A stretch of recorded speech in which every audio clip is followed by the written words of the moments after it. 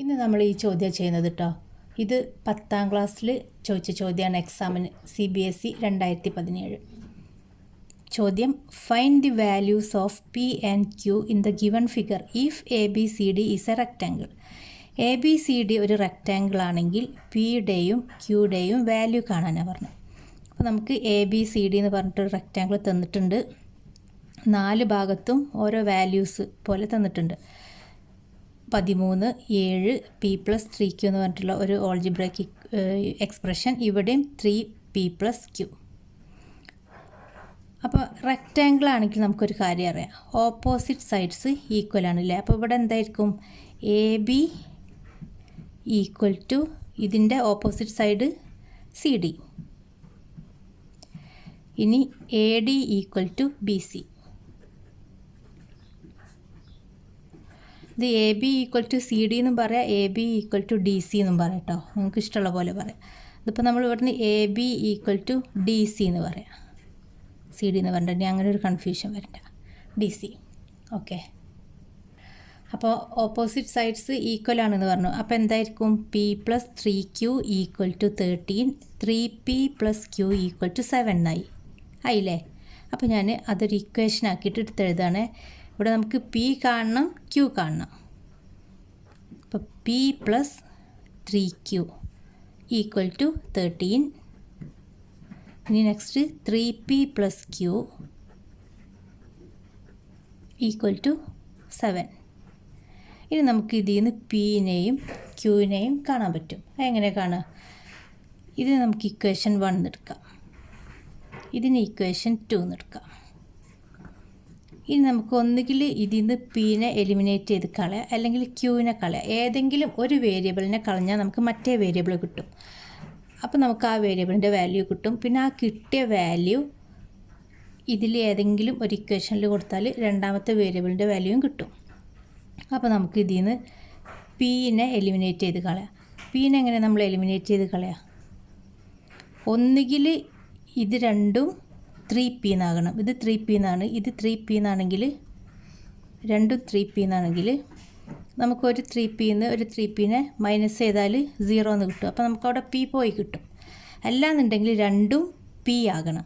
അപ്പോൾ ഇതിനെ P എന്നാക്കിയാൽ അതേപോലെ തന്നെ P മൈനസ് P എന്ന് വന്നാലും നമുക്ക് 0 എന്ന് കിട്ടും. അപ്പോൾ നമ്മൾ വിചാരിക്കും നമുക്ക് P ആക്കൽ എളുപ്പമെന്ന്. P ആക്കണമെങ്കിൽ എന്താ ചെയ്യേണ്ടത്? ഈ 3Pനെ 3 കൊണ്ട് ഡിവൈഡ് ചെയ്യാം. 3Pനെ 3 കൊണ്ട് ഡിവൈഡ് ചെയ്താൽ 3യും 3യും കട്ട് ചെയ്ത് P മാത്രമാവും. അപ്പം നമുക്ക് ഈ Pനെ കളയാം. പക്ഷേ ഇവിടെ എന്താവും? ഈ 3Pനെ 3 കൊണ്ട് ഡിവൈഡ് ചെയ്യുമ്പം എല്ലാ നമ്പറിനെയും നമ്മൾ 3 കൊണ്ട് ഡിവൈഡ് ചെയ്യണം. അതായത് ഒരു ടേമിനെ മാത്രം നമുക്കൊന്നും ചെയ്യാൻ പറ്റില്ല. ഈ ടേമിനെ ചെയ്യണതൊക്കെ ഈ ടേമിനെ ചെയ്യണം. അപ്പോൾ ഇവിടെയൊക്കെ ബൈ 3 എന്ന് വരും. അപ്പോൾ നമുക്ക് എന്താവും? ഇവിടെയൊക്കെ ഒരു ബൈ എന്ന് വരുമ്പോൾ ചെയ്യാൻ ബുദ്ധിമുട്ടാവും. അപ്പോൾ നമുക്ക് ഇതിനെ 3P ആക്കുകയാണ് ഏറ്റവും എളുപ്പം. അപ്പം ഈ ഇക്വേഷൻ 1നെ 3 കൊണ്ട് നമുക്ക് മൾട്ടിപ്ലൈ ചെയ്യാം.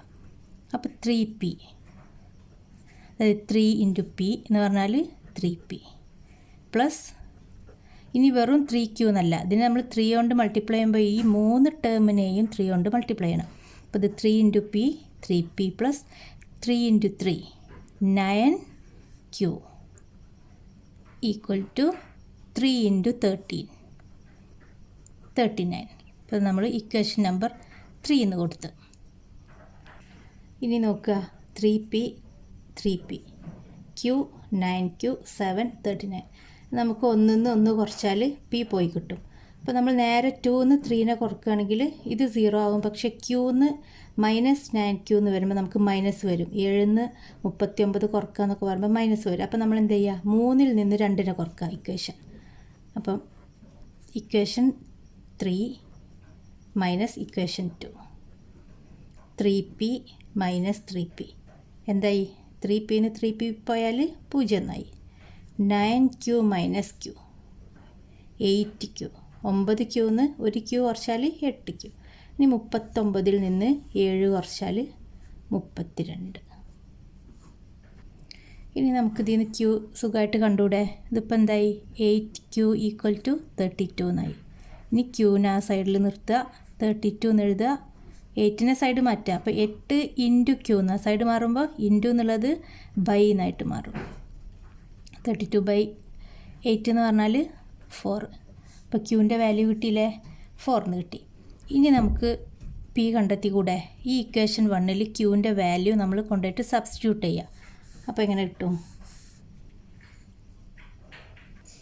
Substituting q equal to 4 in equation 1 we get equation 1 ഇതല്ലേ? അപ്പോൾ ഞാൻ P plus 3q equal to 13 എന്നാണല്ലോ. അപ്പോൾ ഞാൻ ഇതിൽ കൊണ്ടുപോയിട്ട് ഈ പിൻ്റെ ക്യൂവിൻ്റെ സ്ഥാനത്ത് 4നെ സബ്സ്റ്റിറ്റ്യൂട്ട് ചെയ്യാൻ പോവുക.